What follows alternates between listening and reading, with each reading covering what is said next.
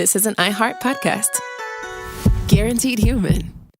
With no fees or minimums on checking accounts, it's no wonder the Capital One bank guy is so passionate about banking with Capital One. If he were here, he wouldn't just tell you about no fees or minimums. He'd also talk about how most Capital One cafes are open 7 days a week to assist with your banking needs. Yep, even on weekends. It's pretty much all he talks about, in a good way. What's in your wallet? Terms apply. See CapitalOne.com/bank. Capital One, N.A., member FDIC.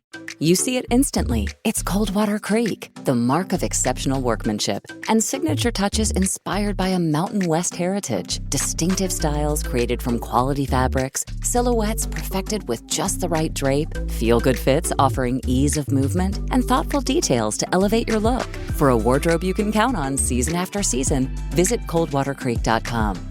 Shop the new spring collection at 20% off $75 or more with code IHEART20. Brought to you by the reinvented 2012 Camry. It's ready. Are you? Welcome to Stuff You Should Know from HowStuffWorks.com.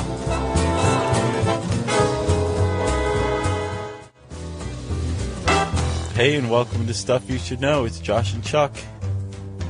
Hi, Josh. Yeah, there you go. Was you waiting on me? I was. Okay. I was staring right at you, Chuck. I didn't notice. I should have given you a...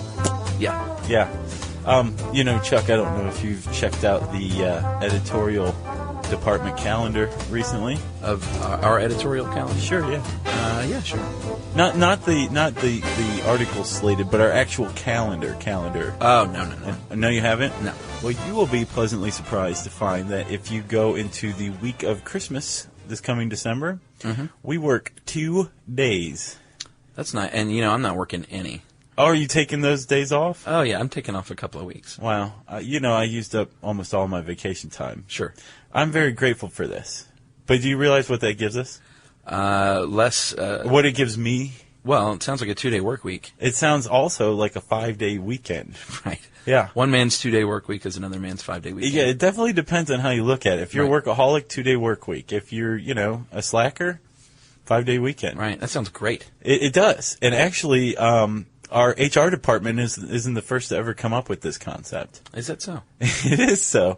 There's actually a movement afoot, Chuck, called the Friends of the 5-Day Weekend. Right. There's actually a constitutional amendment, a proposal for one. Right. Which, last time I counted, had about 6,500 signatures on it. I wasn't too impressed with that number, by the way. No, it could be better. Yeah. Basically petitioning Congress to say, all right, we're going to have a 2-day work week from now on, and the rest is a weekend. Right. Legally, if you work more than this, you have to be paid overtime. Right. I love that this group really went for it there. They didn't go with a 3-day weekend or even a 4th. They just said, screw it, 5 days off, 2 days a week will work. Yeah. And we should probably give a little background on this group. I got to tell you, it sounds very tongue-in-cheek. It sounds almost satirical and a joke, and it almost completely is. The group behind it is the Asheville Convention and Visitors Bureau, I believe. Right. Asheville, North Carolina. Uh-huh. And this is an ad campaign, a marketing campaign to get people to Asheville to, create this 5-day weekend so everybody could come to Asheville and spend their 5-day weekends there. Now, do you know how it was the idea just to get press? I think so. I think that was part of it, but I think it was kind of like a whole campaign, and then the press aspect wrote itself, you know, especially once they floated a constitutional amendment.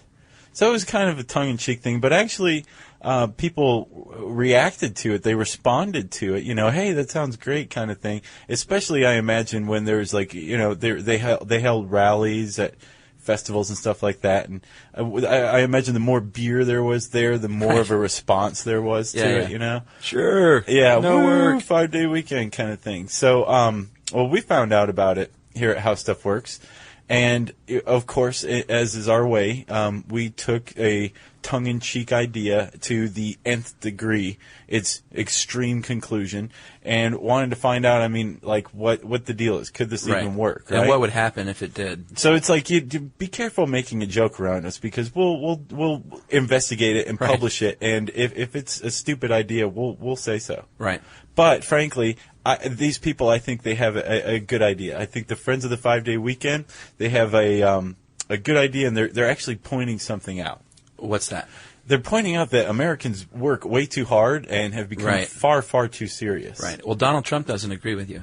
No, he doesn't, but that's the Donald, you know? He said he said the idea was ridiculous. He did. He said it in his blog. Right. I'm impressed that it got to him in the first place. I'm impressed that he knows how to blog. Right. That's true. So, he didn't like that, but there's plenty of people who agree with the concept. And actually, this idea that Americans are overworked we've got yards of figures here, Chuck. Chuck, how about some figures? I'm the stat man. Yeah. In 2007, a survey was performed by the Conference Board, and they found that fewer than 50% of Americans were happy with their jobs. Which Sounds right. Yeah, that's pretty sad, though. Yeah.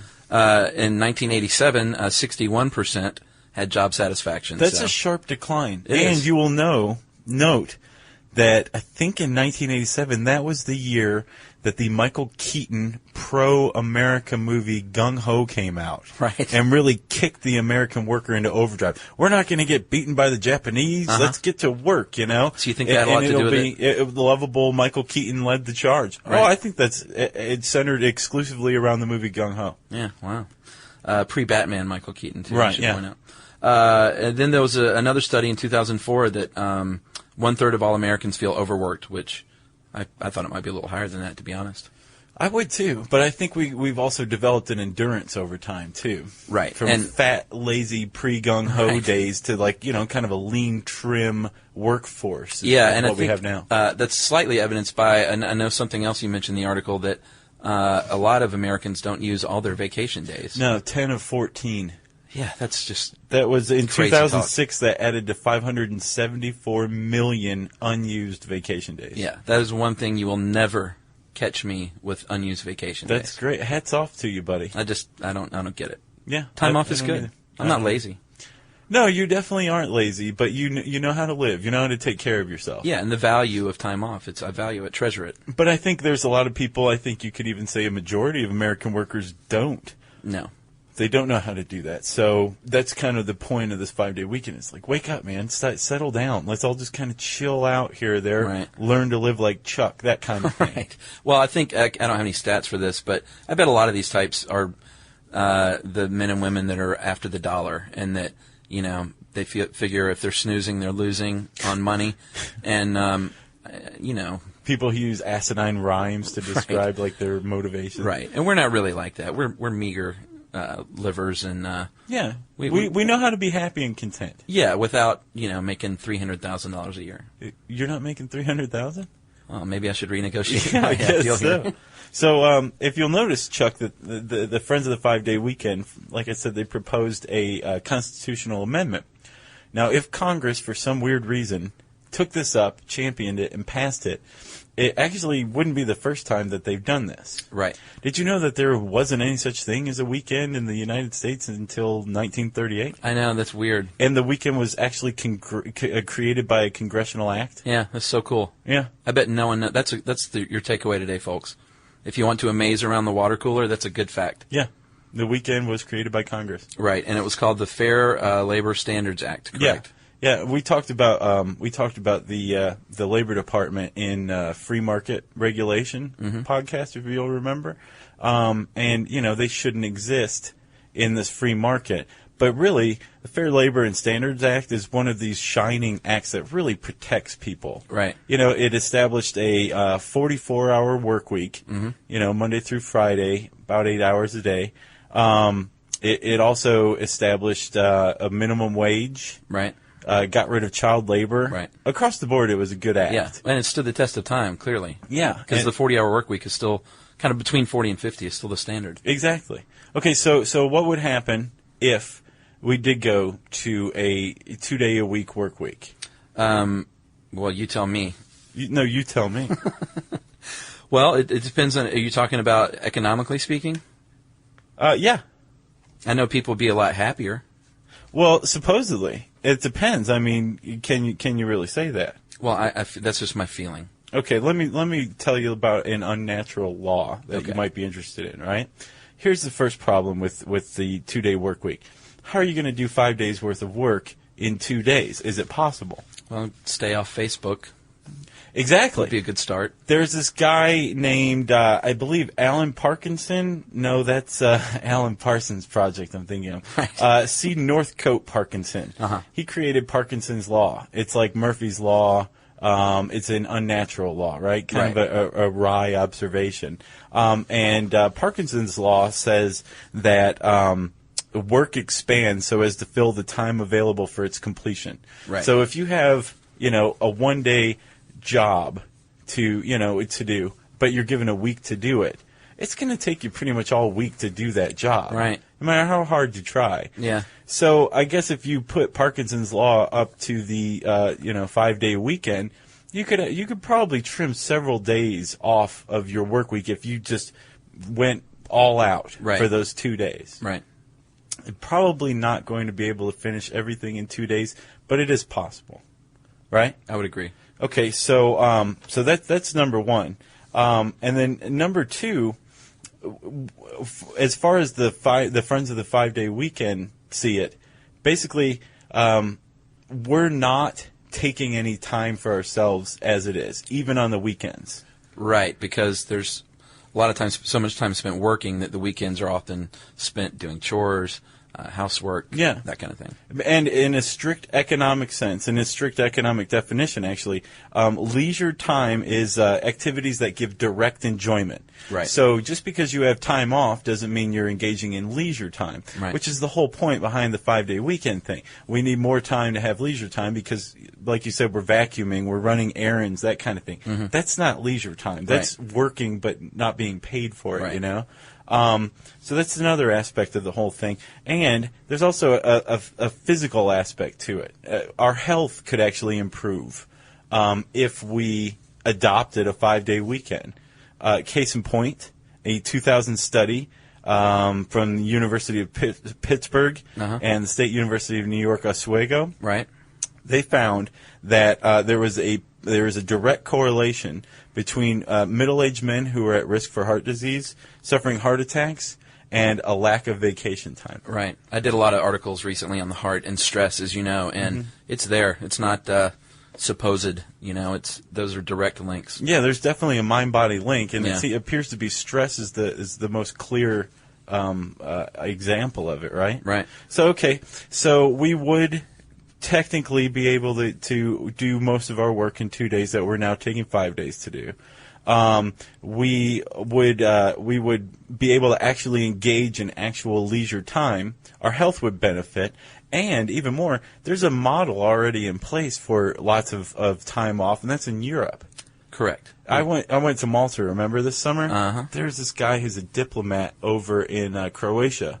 He's an English diplomat, and he had like 86 paid days off per year. You're kidding. No, I'm not kidding at all. He hardly knew what to do with all the time off that he had. Wow. And it was fairly common, fairly standard. Yeah. And I'm like, wow, I get 2 weeks off. Right. So yeah, it was kind of it was a rough thing to come, face to face with. Right. I'm jealous of your. We often talk about our weekend activities. And you really do it right at your house. Yeah, but you have a very improved house. Well, I'm renovating a house. Some of you may know this, some of you may not. So there's a lot of work to be done on the weekends. I do get pleasure out of that, though.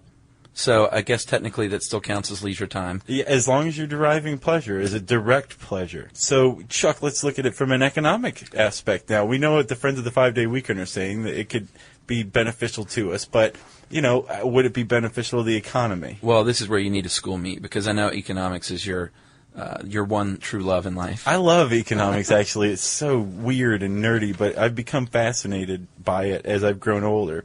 And there's this guy who pertains to what we're talking about, named John Maynard Keynes. Right. And he, appropriately enough, came up with Keynesian economics. Mm-hmm. And he wrote a paper. Basically, Keynesian economics is a form of macroeconomics. Right. So before, people would say, "Oh, okay, there's this much wealth in the world, or people sold this many goods, and there was this gross profit, and then minus expenditures, and now you have net profit, and there's economics." Right. And Keynes is like, whoa, we're missing like a lot of aspects here. So like our really, I guess, granular view of economics now, where we're keeping track of office supply indexes or indices. That's all Keynesian. He said we need to take into account debt and taxes and all this other stuff, right? Right, makes sense. So by the time he writes this paper called Economic. Sorry, go ahead. Go ahead, you. Economic possibilities for our grandchildren. Right. I mean, he writes that in 1930, and he'd already established himself as like the economic genius of his age.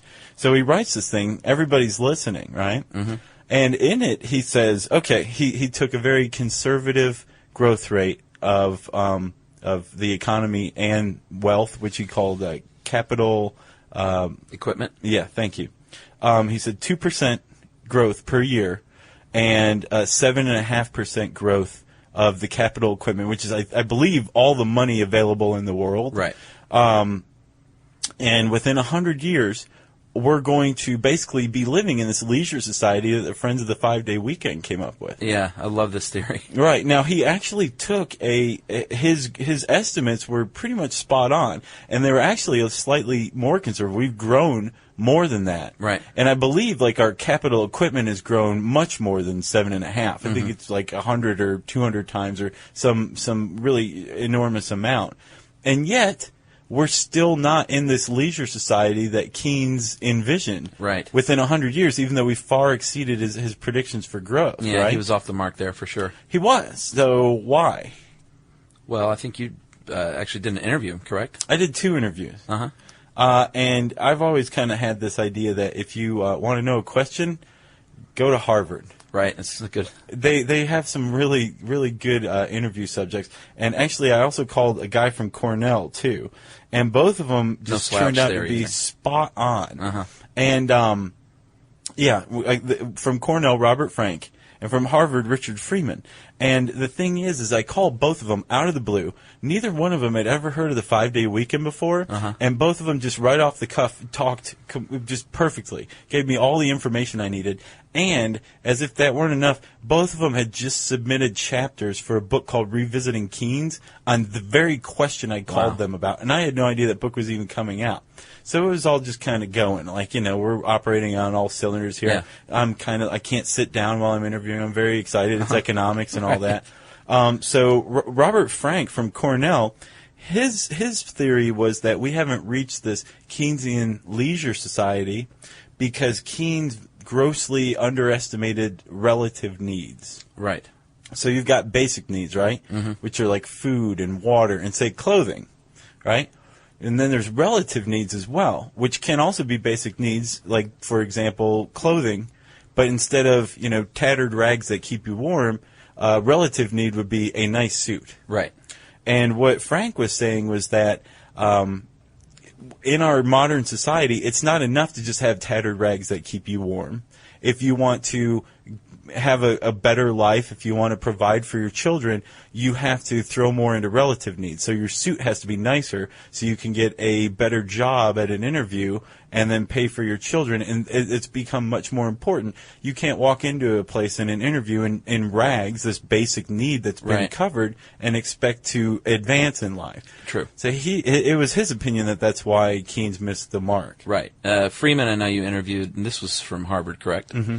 And he just kind of flatly said that Keynes overestimated our desire for leisure. Yeah. And that it's a 5-day work week is pretty optimal. Yeah, he said that labor and management came to a perfect agreement pretty much with a 5-day work week, 8-hour day. Right. What do you think? I got to tell you, I had sensed before that's I don't like too much time off. It's weird. Right. I feel weird. I feel like I have to do something. I have to produce something. Mm-hmm. And, too much time off actually makes me a little edgy. I think a 4-day work week would be just about right for me. I think it'd be good to pepper it here or there. Right. I don't think it has to be standard every time, but maybe like twice a month you get a day or two off or something like that. And we're not talking about telecommuting. That's a different deal. It totally is. Yeah. This is actually a day off. Right, yeah. A day off where you're just not expected to do any work, yeah. Right. Okay, so now the Friends of the 5-Day Week, or 5-Day Weekend, they don't, they're not the first to come up with it. Keynes did. But I asked Freeman and Frank, what would happen to the economy? Sure. If we did Hypothetically, this? what would happen? Yeah. What you got? Well, I know the first thing that you would have to do is to convince your employers to pay you a full wage for 2 days' work. Right. So paying on production rather than time.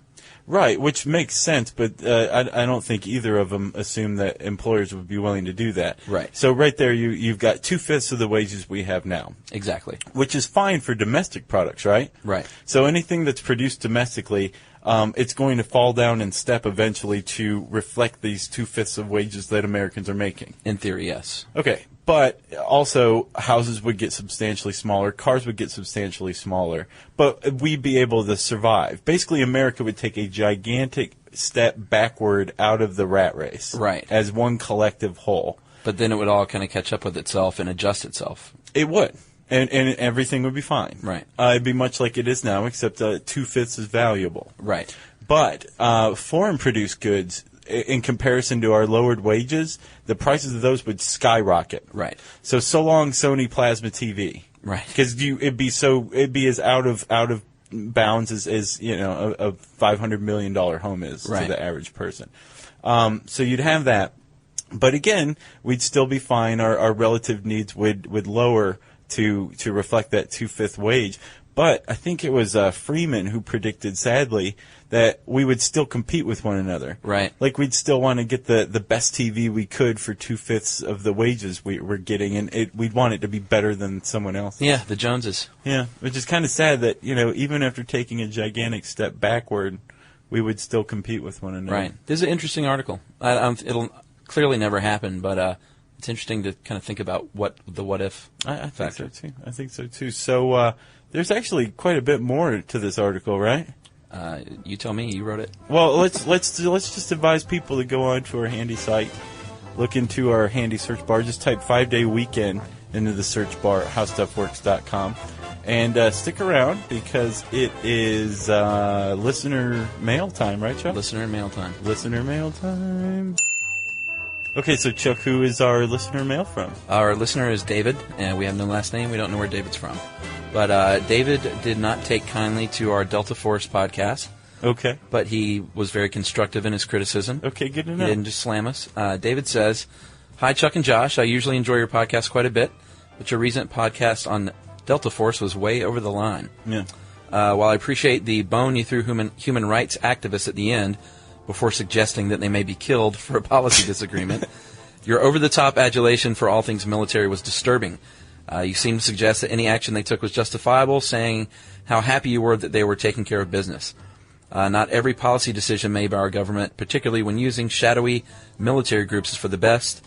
I'm not going to read it because it's too long, but basically he thinks our opinion of special forces might change if some European or Arabian country special forces two-tapped their way through the White House to arrest our president. So he was kind of just disagreeing with us a little bit. And at the end there, David's referring to the colonel of Delta Force, Beckwith's two-tap method. Two-tap, which is 2 shots to the head of every terrorist. Which I have to say, can we play a clip? Because we actually warned David and all the other listeners that it could devolve into something like this, right? Sure, let's listen. Okay. It is, yeah.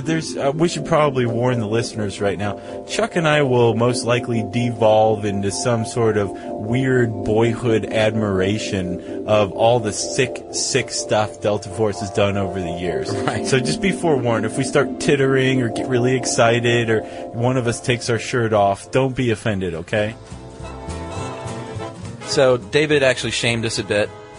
We did feel bad after this one, if I recall correctly. Because Chuck. we're not big war guys or No, we're anything not. like that. It's just this weird power the Delta Force has over us. Yes, we are odd. Yes, we got a little juvenile. Sure. But, yeah, David, generally we would agree with you. Right. We believe in human rights and diplomacy, not military action as much as But possible. I think one point that we tried to make, and I don't know if we made it clear enough, is that if there is action to be taken, we would much prefer a small operation rather than some big 130,000 troops in Iraq. Yeah. And just quickly before we go, we got a message from another Dave about the same podcast. "Hi, I listened to your podcast from the UK and really like the one about Delta Force. Would it be possible for you to do one on European special forces like in Germany and France. Cheers. Yes, and cheers to you, Dave. We were not aware that France had a special force. Right. So some guys liked it, some guys didn't. That's great. Oh, and don't forget our gal friend in Sudan, who started listening to it through her speakers and sent us an email saying that she felt uncomfortable doing so press pause. Right, but she was happy with it as well. Yeah, great. So thank you to all three of you guys for sending email. And David, thank you very much for letting us know how you feel. We appreciate it. If you guys want to send us an email, let us know what's on your mind, whether you like what we said, whether you didn't. Either way, we're cool with it. Send it to stuffpodcast@howstuffworks.com. For more on this and thousands of other topics, visit howstuffworks.com. Brought to you by the reinvented 2012 Camry. It's ready. Are you? You see it instantly. It's Coldwater Creek, the mark of exceptional workmanship and signature touches inspired by a Mountain West heritage. Distinctive styles created from quality fabrics, silhouettes perfected with just the right drape, feel-good fits offering ease of movement, and thoughtful details to elevate your look. For a wardrobe you can count on season after season, visit coldwatercreek.com. Shop the new spring collection at 20% off $75 or more with code IHEART20.